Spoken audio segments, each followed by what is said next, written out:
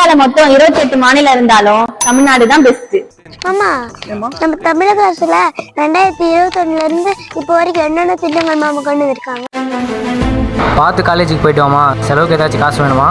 வேணாம்பா, நம்ம ஸ்டாலின் இலவச பேருந்து விட்டுருக்காங்களா, அதில் நான் போயிட்டேன். மாண்புமிகு தமிழ்நாடு முதலமைச்சர் அவர்கள் ஆட்சி பொறுப்பு ஏற்ற பின்பு அரசு பள்ளி மாணவர்களுக்கென பல்வேறு திட்டங்களை செயல்படுத்தி வருகிறார்.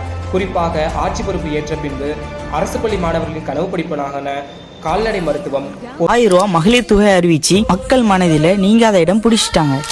தமிழ் புதல்வன் திட்டத்தில் தான் நான் படித்தேன். உயர்கல்வி பயிலும் மாணவர்களுக்கு மாதம் 1000 ரூபாய் வழங்கும் தமிழ் புதல்வன் திட்டத்தை முதலமைச்சர் மு க ஸ்டாலின் இன்று தொடங்கி வைத்துள்ளார். வணக்கம். தமிழக அரசு பல திட்டங்கள் கொண்டு வந்திருக்காங்க. இதுல என் மனம் கவர்ந்த திட்டம் புதுமை பெண் திட்டம். இது செப்டம்பர் 5, 2022 ஆண்டு பாரதி மகளிர் கல்லூரி வளாகத்துல தொடங்கப்பட்டது.